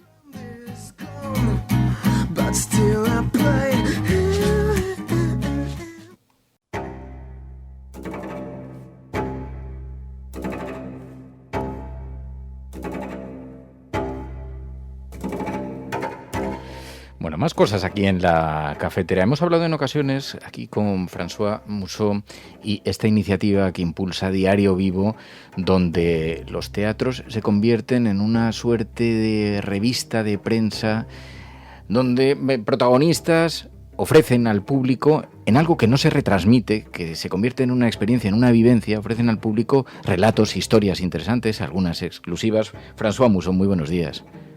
Buenos días, Fernando. Y se acerca de nuevo la ocasión porque el lunes vuelve a representarse otra función de Diario Vivo. Va a ser el lunes a las 8:30 de la tarde en el EDP Gran Vía, esta vez con nuevos protagonistas, con nuevas historias. Cuéntanos un poquito la filosofía, porque más o menos viene sintetizada con estas palabras, pero cuéntanos un poquito la filosofía de lo que es Diario Vivo. Pues yo siempre digo que Diario Vivo es como periodismo y emoción. Son periodistas que suben al escenario durante una noche efímera que no se capta, que no se graba, y cada periodista cuenta una historia propia, vivenciada, que le parece importante, que puede ser divertida, trágica, sorpresiva, que pase por montaña de emociones y que al final la gente, los espectadores se queden con algo transmitido, me ha transmitido algo, y además con este valor añadido de que el periodista pone la carne en el asador de alguna forma, porque se pone delante de un micro mirando al público en carne y hueso. Eso hace que en Diario Vivo el equipo reciba al protagonista, le ayude a estructurar la historia, le ayude a presentarla pues adecuada a ese formato, en vivo, ofrecido delante del público, no en un texto, no en un programa de televisión, no en un programa de radio, le ayude a estructurarla, y participáis muy activamente también en la confección de esto, lo cual os ha convertido en unos grandes contadores de historias. De hecho, algunos de los hits que hemos tenido en TikTok y en Instagram han sido momentos de François Mousseau en este programa contando algunas de las historias que os han contado, que las hay maravillosas, desde Iñaki Gabilondo corriendo contra el tiempo para salvar a un tren que se iba a estrellar con otro, algunas historias que no conocíamos y que fueron reveladas allí en el Diario Vivo. Creo que en esta ocasión vais a hablar de temas como Gaza. Sí, cómo no hablar de Gaza, Fernando, ¿no? Creo que además que está pasando algo ahora en el mundo, hay una báscula, ¿no? Hay un carácter insoportable que está tocando todo el mundo, y entonces está pasando algo en el mundo. Nosotros ya, como dijiste, es un trabajo de semanas y de meses para preparar una historia, entonces no hemos trabajado una historia sobre Gaza de ayer, sino que el protagonista, el que va a contar la historia, que se dedica a hacer documentales, ha escogido un ángulo, un enfoque, una mirada que yo creo que nadie puede imaginar, porque el tema es la mirada. Vamos a contar algo que la gente va a decir, vaya, si no se puede entrar en Gaza, hay una forma de contarlo de una forma inesperada. Son historias reales. El ser humano lleva 400.000 años sentándose al final del día alrededor de una fogata a compartir historias. Esto es lo que sucede en Diario Vivo. Alguien se sube a un escenario, comparte una historia, una vivencia que ha tenido muy especial, muy singular y además muy, muy bien estructurada, y comparte estas historias con la gente. Es a lo que va a asistir alguien que acuda. ¿Tenéis cuántas historias van a ser?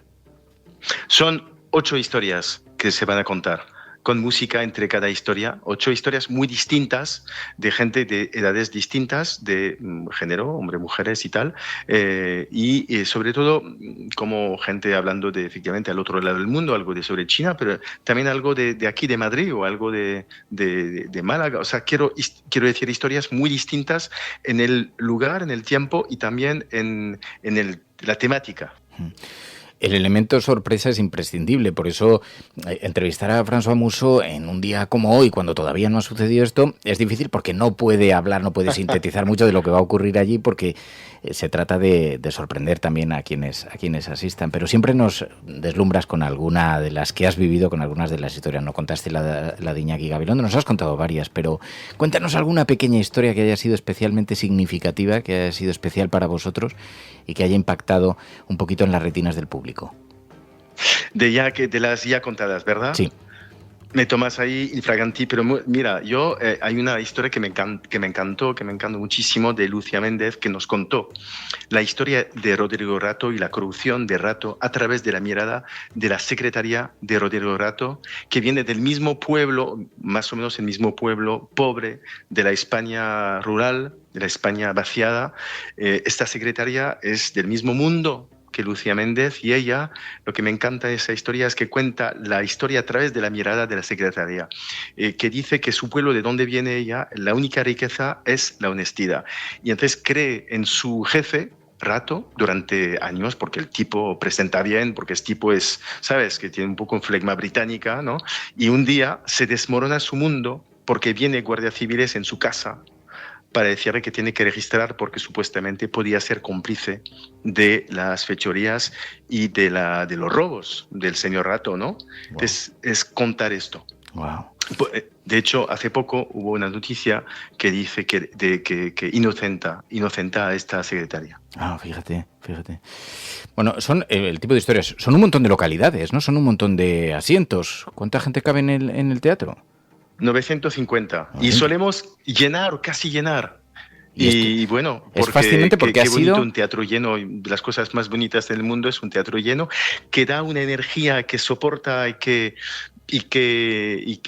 da como mucha fuerza a la persona, a la que el público va a perdonar muchísimo porque no hay ningún actor, solo son periodistas y narradores. Vienen aquí, no es su trabajo hacer esto, pero tienen algo que compartir que es importante. Como, por ejemplo, una cosa que no puedo desvelar, pero va a haber una historia contada por alguien que se dedica a la imitación, no puedo decir quién, pero alguien muy conocido, que nos va a contar una historia que él no suele contar, que también ese trabajo de imitación es algo que tiene que ver con las almas, que puedes tocar cosas muy delicadas. Wow. Bueno, pues esto va a ser el lunes a las 8:30 de la tarde en el EDP Gran Vía. Todavía quedan algunas entradas, creo que estáis bastante llenos, pues son 900 localidades, has dicho. Pero quedan algunas todavía. Pero quedan como 100 y pico entradas, o sea que todavía, todavía hay sitio. Esta sala. Todavía hay sitio, hay espacio, y a través de diariovivo.es podéis adquirir esas entradas para el lunes en el EDP Gran Vía. Pues François Mousseau, gracias como siempre, muchísimas gracias y mucha suerte. Gracias a ti, Fernando.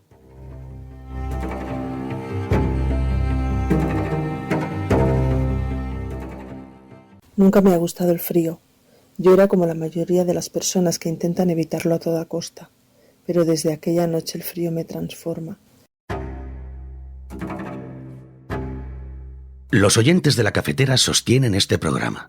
Hazte mecenas y únete ya a la resistencia cafetera. radiocable.com/mecenas. A ver si ahora te vas a aficionar a las novelas policíacas, porque hemos emprendido esta línea, ¿no? Clara Nuño, buenos días.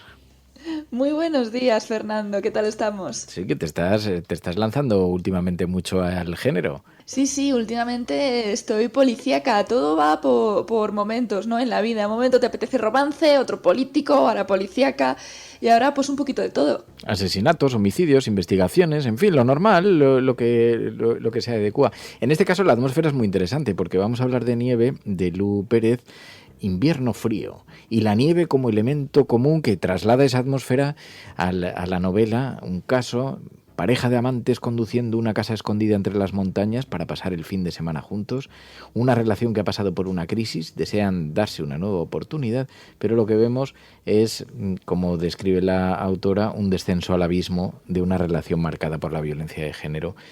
Y que tiene un gran peso en toda la violencia de género, tiene un gran peso en esta novela, ¿verdad? Sí, estamos hablando de Nieve, la apuesta primaveral de Bunker Books, una editorial pequeñita que siempre escoge con mano quirúrgica a sus autores. Y en este caso nos vamos a un pueblito de montaña catalán, Val Tordà, un pueblo ficticio, en el que la autora ha establecido un crimen de pareja, se supone, luego ya veremos qué ocurre, en el que dos personas envueltas en una relación tóxica, pues como suele ocurrir, acaba muy mal. Él es asesinado, no sabemos qué ha pasado y la novela gira en torno a la relación de la novia de este chico, que es la protagonista, y la policía que investiga el caso, mezclando terror con thriller y con la soledad de dos mujeres que se encuentran atrapadas en su vida. Es muy interesante, te lo bebes y tiene bastantes giritos que te entretienen mucho la tarde. Ah, giros de guión. Nos encantan. Pues conversamos con la autora, con Lu Pérez. radiocable.com/mecenas. Nieve, Lu Pérez, muy buenos días. Buenos días, ¿qué tal? Bueno, muchísimas gracias en primer lugar por acogernos, Lu, en esta presentación para los oyentes de La Cafetera de tu novela. Haznos una sinopsis, sumérgenos en el libro. Pues Nieve es mi primera novela. Se trata de una novela que se presenta como thriller, como novela negra, aunque no es del todo una novela negra.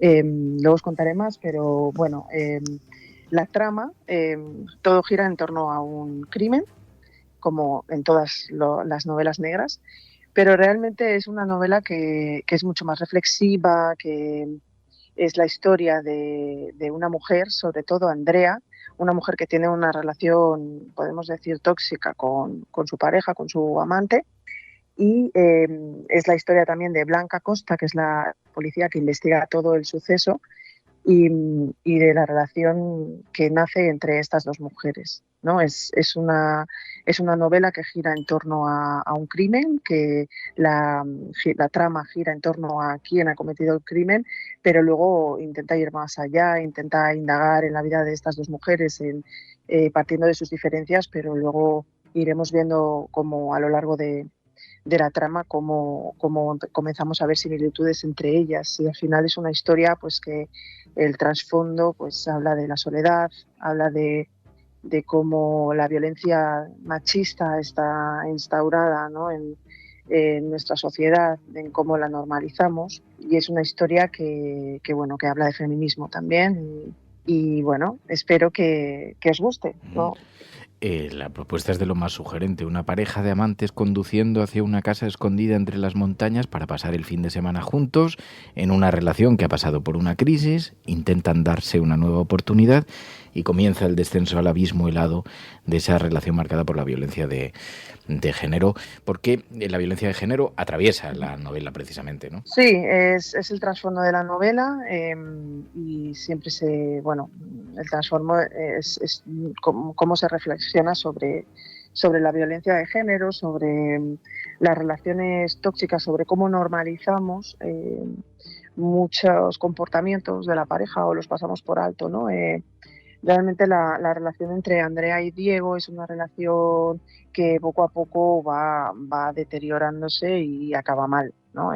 Entonces la novela intenta retratar esto, retratar cómo lo siente Andrea, porque es desde la mirada de Andrea sobre la que vemos la evolución de esta relación. De hecho, es muy interesante porque es un libro que habla de violencia hacia las mujeres a partir del asesinato de un hombre. Y también me gusta mucho, me interesa mucho la localización, porque tú metes el frío también desde fuera, ¿no? La nieve es más que un paisaje en tu novela, funciona casi como una presencia constante, es una materia emocional. Cuéntanos un poco qué te llevó a elegir este entorno que está muy marcado por lo climático y por lo geográfico. Es un pueblo de montaña en Cataluña. Sí, bueno, el entorno, como bien dices, ¿no? Parece como un elemento más de la trama, ¿no? Y se percibe, incluso algunos lectores que han leído la novela dicen que se respira frío mientras la lees, y sí que es cierto. Bueno, al final la nieve intenta marcar esta pincelada de frialdad, de encontrar el terror en la quietud, ¿no?, de un paisaje nevado. Es un lugar aislado porque también, bueno, la protagonista está muy aislada, ¿no? Y bueno, es una novela que tanto por todos los elementos climáticos, ¿no?, del ambiente, donde hago mucho hincapié, por ejemplo, en el bosque, en el concepto de emboscarse también, ¿no?, de meterse en el bosque, es como meterse también en uno mismo, ¿no?, en ese aislamiento que tiene la protagonista. Yo creo que tiene también todos estos elementos climáticos, tienen un punto de fantasía, podríamos decir, ¿no? Tal vez por influencia de la literatura latinoamericana, no lo sé, porque leo mucha literatura latinoamericana, pero todos los elementos climáticos que aparecen en la novela, incluso algunas escenas, rozan la fantasía, pero también con esto se pretende expresar, ¿no?, al final los sentimientos, cómo se siente la protagonista y cómo ve el entorno, y como algo amenazador y aterrador, ¿no? Y siguiendo con la violencia y con el entorno aterrador y el tema de que combinas varios géneros, ¿no? Porque hablas del thriller, también una novela introspectiva y poco a poco ese tipo de violencia que se va desvelando entre sus páginas. Cuéntanos de dónde viene la idea y cómo ha sido hacer este viaje con Andrea y con Blanca. Pues mi intención era escribir una novela negra que no fuera realmente una novela negra, ¿no? Nieve tiene un planteamiento, tiene muchos elementos de la novela negra, como es la trama, ¿no? El hecho en el que gira toda la trama, que es un crimen. También el hecho de que la trama avanza porque intentas descubrir quién ha cometido ese crimen. La protagonista es una inspectora de policía que es la que va indagando sobre lo que ha pasado. Incluso hay algunas escenas que descriptivas, que se describe al detalle la escena del crimen, o algunos elementos que son 100% novela policíaca.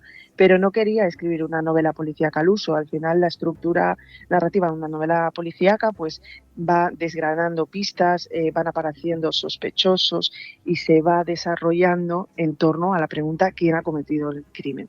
En cambio, en Nieve, yo creo que hay un momento de la novela, aunque creas que estás leyendo una novela de género policíaco, hay un momento de la novela que ya sabes qué ha sucedido. Lo que te interesa saber es por qué ha sucedido y qué hay detrás.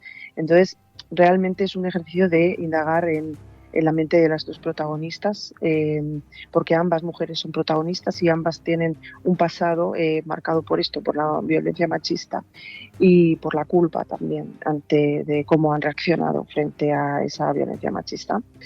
Entonces sí, me gustaba y pretendía fusionar géneros. Me gusta mucho el género de terror y creo que se respira también a lo largo de toda la novela pinceladas de género de terror y del género fantástico, ¿no? Entonces me parecía interesante eso, hacer una fusión de géneros y al final presentar una propuesta que huyera un poco de los códigos de cada uno.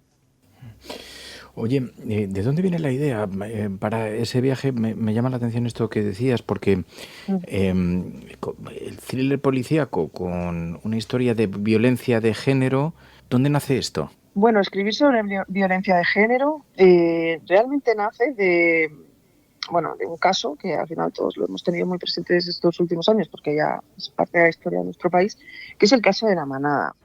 El caso de La Manada yo creo que a todos nos dio mucho que hablar, se replantearon y se abrieron muchos debates sobre esto y esta historia al final nace del hecho de que a raíz del caso de La Manada pues comentas, ¿no?, entre tu entorno con otras mujeres, y yo afortunadamente nunca he tenido una situación de violencia de género, no sé lo que se siente ante esto, afortunadamente. Pero sí que conozco a mujeres que han sufrido algún episodio pues con sus parejas de no, pues tal vez pues bueno, a raíz del caso de La Manada se pues hablaba, ¿no?, con algunas amigas de que a veces pues se han sentido como forzadas a tener sexo con sus parejas y no les apetecía, ¿no? Se empezaron a abrir como ciertos debates ante cómo nos relacionamos con la pareja y cómo consideramos, ¿no?, cómo vivimos el sexo y la libertad de vivirlo, ¿no?, de cada una. Y a partir de ahí pues fui dándole vueltas y surgió toda esta historia. A mí realmente la violencia de género es algo que me impacta porque no lo he vivido y cada vez que escucho un caso pues me sorprende todavía el pensar que en una sociedad como la nuestra podamos pasar por alto, ¿no? La violencia machista es como, bueno, siempre dicen, ¿no?, que es una lacra, y realmente, bueno, es una lacra que a mí personalmente me impacta cada día cuando escucho en telediario casos como el que se describe en la novela, como el de Linda Ceballos, que es un caso pues muy común, desgraciadamente, que Linda Ceballos es un personaje secundario de la novela, o el mismo caso de Andrea y Diego, que es la típica relación tóxica que en momentos han estado muy normalizadas, ¿no?, en nuestra sociedad, ¿no? Entonces es un tema que me llamaba la atención y que soy como muy sensible a él. Claro, porque siguiendo por este tema y por la relación de Andrea y Diego, tocas el tema de lo que se ha mal llamado durante décadas el histerismo, y eso mi novio no me escucha, porque al principio de la novela, y sin desvelar ahora nada importante, parece que todo ocurre porque él no escucha los miedos de ella. Hablemos un poco de esto y del trasfondo de violencia social a las mujeres que retratas, profundicemos un poquito más. Pues a ver, el personaje de Andrea, bueno, a través de los flashbacks que en la novela se van intercalando con el presente, con la acción presente, vamos viendo que Andrea, pues bueno, conoció a Diego en un momento en el que ella estaba muy débil porque estaba pasando un duelo y se había quedado muy sola. Que Diego es un personaje un poco atípico, a lo mejor, un poco arquetípico, el típico personaje narcisista, ¿no? Que solo piensa en él, que pues la utiliza desde el principio, ya es evidente, ¿no? Que luego por trabajo pues se va a Londres y la invita a irse con él, pero no exactamente con él, no la trata como una novia, la trata como un ligue, pero a la vez a ella la convence en ocasiones de que es su pareja. Entonces, bueno, es un tipo de relación que, bueno, moderna, ¿no? Porque a día de hoy pues también ha habido como una evolución en las relaciones. Antes tal vez pues teníamos relaciones clásicas en que nos emparejábamos y era novio, novia y ya, y ahora las relaciones, pues hay muchos tipos de relaciones actualmente, y también pues el hecho de las relaciones abiertas, ¿no? Pero las relaciones abiertas están muy bien cuando hay un pacto por las dos partes, ¿no? En la relación de Andrea y Diego, él la trata a ella como una relación, pues una chica más, ¿no? Una persona con la que está, pero no de manera exclusiva. Y ella pues le persigue y se enamora de él y bueno, y se deja arrastrar, ¿no? Por eso, que tal vez es lo que siempre pues decimos que no se debe hacer, pero bueno, ya todos hemos estado enamorados alguna vez y pasa, ¿no? Se deja arrastrar por él, le sigue a Londres, pasa por el aro, por alto muchas cosas que él le hace, ¿no? Hasta que la relación va hacia un punto en que llega un momento en que ella, haciendo un ejercicio de honestidad consigo misma, le deja y se vuelve a España, a Barcelona, y deja la relación, corta la relación. Pero como todas las relaciones tóxicas, pues él vuelve, él insiste, él le promete dar lo que ella pedía, que era estabilidad emocional, y ella vuelve con él. Bueno, es una relación que pues muy, muy dañina para ella, ¿no? Como se ve en la novela y como al final acaba el personaje, sin hacer spoilers. Oye, ¿cómo te ha sido meterte en una narración de terror? Bueno, el género de terror, tanto en el cine como en la literatura, creo que a mí me resulta un género muy interesante porque siempre, bueno, se ha relacionado el terror con muchos tópicos, ¿no? Pues la típica, no sé, tópicos como las novelas de fantasmas o las películas de espíritus, ¿no? De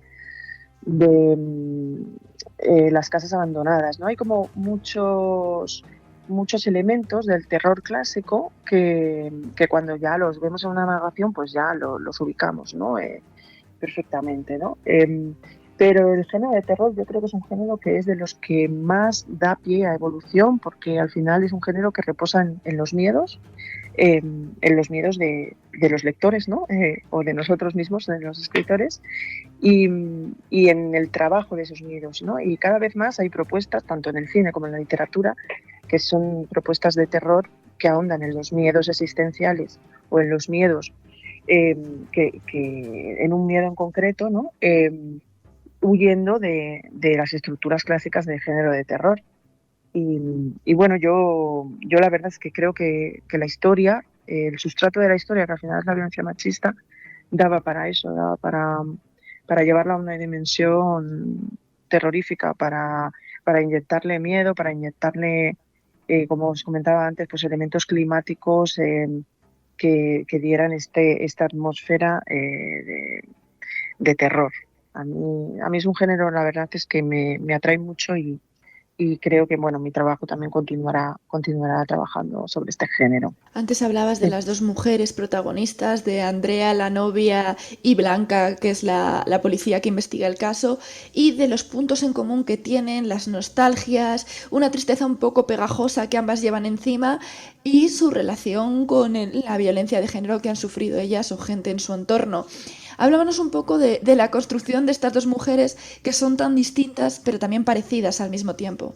Sí, de hecho la novela empieza ahí. Yo quería escribir una historia que pivotase un poco entre la conversación entre dos mujeres muy diferentes y que poco a poco a través de la conversación, en este caso del interrogatorio, se fueran descubriendo la una a la otra, empatizando la una con la otra, hasta el punto de que cuando acaba la novela parece que estén empastadas, ¿no?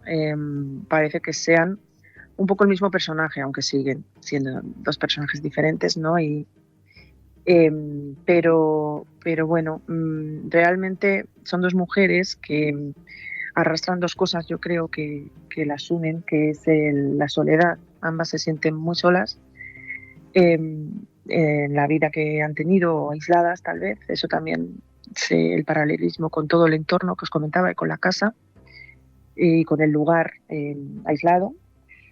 Y luego hay otro factor que es el que comentábamos, que es la violencia de género. Ambas han tenido una historia de violencia de género, Andrea en primera persona, pero Blanca precisamente le pesa una culpa porque ella en su trabajo omitió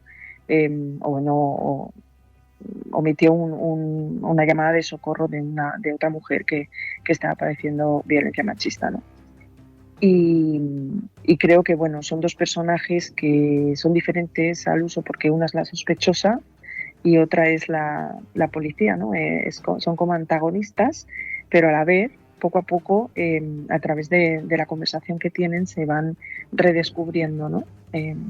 Y eso me parecía bonito trabajar sobre eso. Al final son dos mujeres y con una sensibilidad propia, pero muy similar, y con unos hechos en común y empatizan entre ellas, ¿no? Es extraño tal vez que un policía simpatice con su principal sospechoso, pero es la magia de la ficción lo que se puede conseguir a través de una novela. Pero la idea era esta. La idea es que Blanca empatiza con Andrea por todo su pasado, por todo lo que ve en ella, y al final, sin hacer spoilers, pero el final me gustaba trabajar sobre un final muy interpretable. No es un final abierto, pero porque creo que se ve claramente cómo acaba cada una de ellas y en qué punto, pero creo que es un final interpretable y que da pie a la reflexión. Pues es Nieve, la novela de Lu Pérez en Bunker Books. Lu, muchísimas gracias por atender esta llamada en nombre de los oyentes de La Cafetera. Muchísimas gracias a vosotros por el espacio y nada, espero que disfrutéis de la lectura. Muchas gracias, Lu. Un abrazo. Un abrazo, Clara. Gracias. Genial, pues ya está, Lu.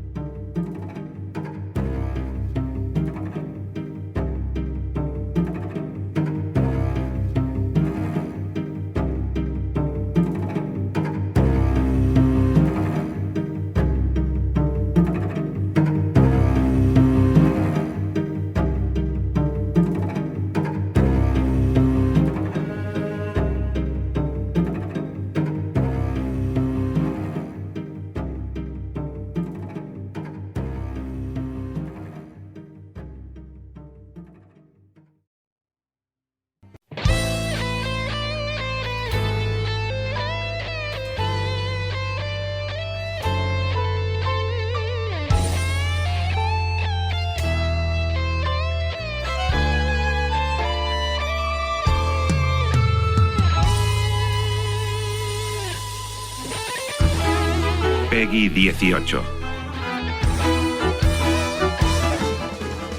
Ay, pues llega el momento de poner la mirada en el mundo del entretenimiento digital, de los videojuegos, porque lo están cambiando todo, están cambiando la forma de consumo. El entretenimiento ya es una industria, ya está por encima del cine desde hace unos años. Y sabéis que analizamos títulos o hablamos de este sector de la mano de los oyentes de La Cafetera. Bartu, esta semana con nosotros. Buenos días, Bartu. Muy buenos días, Fer. Encantadísimo de estar por aquí de nuevo, por la sección de videojuegos. Además, Me decía Bartu, dice, bueno, vamos a hablar de una figura, que ni siquiera es una reivindicación porque está reconocidísimo, Satoru Iwata. Satoru Iwata es es un programador de videojuegos, empresario japonés, el cuarto presidente director ejecutivo de Nintendo y fue el impulsor de que los videojuegos debían dirigirse a públicos más amplios. Solo con eso ya me parecía bastante atractiva la propuesta, Bartu. Pero lo que no entiendo es de qué te ha nacido la idea de presentarnos a este tipo. Bueno, pues porque como yo soy aquí un poco el abuelo cebollas de los videojuegos, que vengo aquí como si fuera el profe de historia, o sea que muy atentos, queridas y queridos oyentes de la cafetería, tomar nota que esto va para examen. Ya hablamos aquí de Gunpei Yokoi, de la figura de Gunpei Yokoi, otra de las grandes figuras asociadas a la historia de Nintendo, y a raíz de eso, pues bueno, pues se me ocurrió que estaría bien hablar un poco, hacer una especie de sección homenaje a Satoru Iwata, porque dentro de lo que es el sector de los videojuegos y dentro de lo que es dentro de la industria, o sea, del impacto que ha tenido Nintendo como compañía, pues ha dejado un legado y hizo una serie de cosas, no solamente como presidente de la compañía, sino también como programador, que son bastante notorias. Bueno, vamos a hablar un poco de la figura de este señor. Es una auténtica referencia en este universo. Tuvo una carrera especial como programador en HAL Laboratory, ¿no? Sí, efectivamente. Satoru Iwata nació en el año 59, 6 de diciembre del 59, en la localidad de Sapporo, en Japón, que es está al norte de las islas japonesas. Y él, él estudió programación, él tenía esas inquietudes y acabó recalando en las filas de HAL Laboratory, que era una empresa de desarrollo de videojuegos, el cual acabó siendo el único programador de la empresa. Y el tipo, de hecho, ha sido reconocido siempre como un genio dentro de la programación de videojuegos. Ha sido siempre un tipo muy curioso, típico friki de los ordenadores, ¿no? Que desarmaba un ordenador para ver cómo funcionaba por dentro y demás. Y en lo que es la programación de código para videojuegos siempre ha sido alguien que ha sobresalido por aportar soluciones innovadoras. Y de hecho, dentro de HAL Laboratory, HAL Laboratory fue una compañía que, gracias de hecho a la ayuda de Iwata, acabó desarrollando videojuegos para Nintendo. Y de hecho, dos de los títulos de los múltiples títulos que hicieron, que cabría destacar, serían el caso de Earthbound y de Kirby. Wow. Porque, claro, decías, ha estado involucrado en lanzamientos muy importantes, en lanzamientos siempre de varias sagas importantes de videojuegos, ¿no? Sí, el caso, por ejemplo, de Kirby. Kirby es uno de los personajes icónicos de Nintendo, junto con Super Mario, con Donkey Kong, con la princesa Zelda, etcétera. Es una especie, y de hecho en lo que es los videojuegos de la saga Kirby, de hecho, siempre ha sido una saga de videojuegos del género plataformas, que un poco la innovación que tenían es que, Kirby es una especie de bichito, una bolita rosa así como muy elástica y muy, muy blandita y tal, que lo que hace es que se traga a sus enemigos y, de hecho, al tragarse a ciertos enemigos, pues absorbe sus habilidades también, de manera temporal. Entonces, eso fue una mecánica muy innovadora dentro del género plataformas, porque de hecho tú en los juegos de Kirby pues tienes que aprovecharte de las habilidades de ciertos enemigos para ir sorteando los distintos obstáculos con los que te vas encontrando a través de los niveles. Y este personaje acabó recalando, por ejemplo, dentro del elenco de personajes con el que puedes jugar en la saga de videojuegos de lucha de Smash Bros. Y luego, por ejemplo, otro ejemplo de los grandes títulos que Iwata desarrolló como programador dentro de HAL Laboratory sería el caso de Earthbound. De Earthbound podríamos dedicarle una sección de videojuegos dedicada a la saga Mother, que es la saga a la que pertenece este juego de Earthbound, que es la que fue su segunda entrega, porque es un videojuego de género RPG, de juego de rol, muy, muy interesante. Básicamente, un poco para darte una pequeña pincelada, básicamente trata de la historia de 4 niños con poderes telequinéticos que se tienen que enfrentar a una invasión alienígena. Ahí es nada. Wow. Oye, luego, claro, viendo la trayectoria de este tipo, la sucesión fue el sucesor de Hiroshi Yamauchi en la presidencia de Nintendo, me decías. Sí, fue el sucesor de Hiroshi Yamauchi. Bueno, antes de eso, cabría destacar también otro de sus grandes hitos como programador, que fue su participación dentro de la serie Pokémon. Desarrolló, bueno, de hecho ayudó a picar el código del Pokémon Stadium, que bueno, el Pokémon Stadium, para quien no sepa lo que es, pues fue un videojuego que sacaron para Nintendo 64, el cual, bueno, pues la gente de mi generación nos suena muchísimo, porque claro, era el juego que nos permitía de repente pasar los Pokémones que capturábamos en nuestros cartuchos de Game Boy a una plataforma en la cual podíamos ver esos mismos Pokémons en 3D y pelear con ellos y demás, ¿no? Con lo cual, claro, eso fue una entrega para la primera consola 3D de Nintendo, que fue la Nintendo 64, que fue muy impactante. Pues bien, los desarrolladores originales del Pokémon Stadium, los programadores de Game Freak, que es la compañía madre que creó los primeros juegos de la saga Pokémon, pues se hicieron la picha un lío un poco con el código y le pidieron ayuda a Iwata, a Satoru Iwata, y pues cogió, se remangó y empezó ahí a trabajar el código de arriba abajo, y en una semana lo acabó solucionando. Con lo cual esto, pues bueno, muchos programadores que a lo mejor nos estén oyendo, porque ya te digo yo, Fernando, que la audiencia cafetera, tú bien lo sabes, es muy lista y muy inteligente, y hay algunos que incluso unos días van en bici y otros días huelen bien. Aquí pequeño homenaje que quiero hacer a José Luis Corda.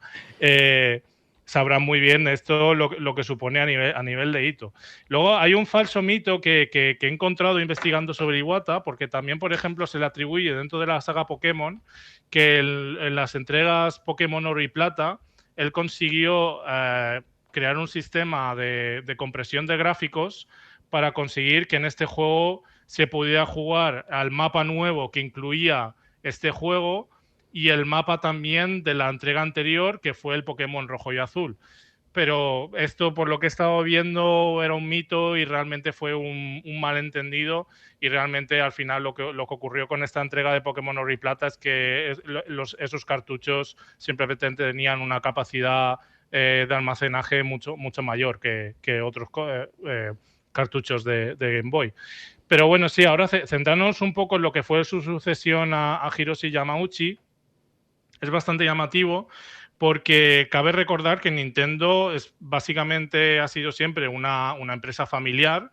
Yamauchi, de hecho, pertenece a la saga de los Yamauchi, que fue el Yamauchi original, fue quien fundó la compañía, la empresa madre original, hará cosa ya más de un siglo.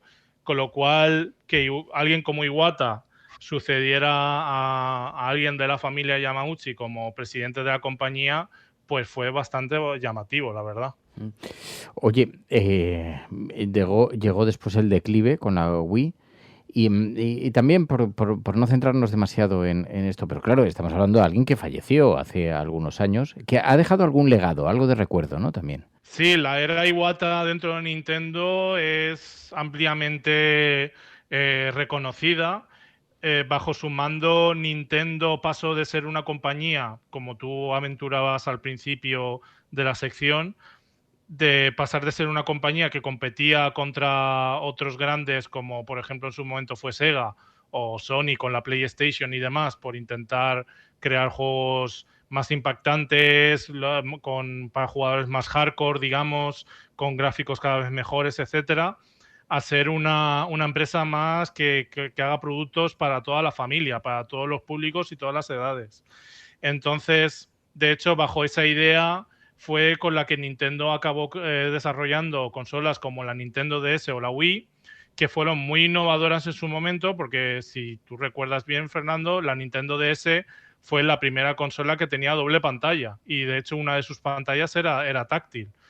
Y eso, de hecho, hacía que muchos juegos para Nintendo DS aprovecharan esa condición de doble pantalla con lo cual creaban experiencias a nivel de jugabilidad que otras consolas portátiles, por ejemplo, igual no podían porque no tenían esa característica. O, por ejemplo, la consola Wii, que fue de las primeras consolas que utilizaban mandos inalámbricos y que aprovechaba esa característica en muchos de sus juegos para también crear experiencias de jugabilidad o, por ejemplo, para hacer juegos como, por ejemplo, el Wii Fitness fue uno de los grandes éxitos de la Wii, que era un juego básicamente para hacer ejercicio en casa con la Wii. Hoy en día, y tú en tu caso, por ejemplo, utilizas las gafas VR para mantener ese cuerpo hercúleo, por todos bien conocidos, ¿verdad? Pero la Wii en su momento fue bastante innovadora en ese sentido. Total. Bueno, pues es una figura, una auténtica referencia para los amantes de los videojuegos, Satoru Iwata. Fue uno de los directores de Nintendo, muy involucrado en varias importantes sagas de videojuegos. Un personaje que queda en la memoria para gente como Bartu. Bartu, gracias. Un abrazo muy fuerte. A ti, Fer, y a todas y todos. Buen término de semana.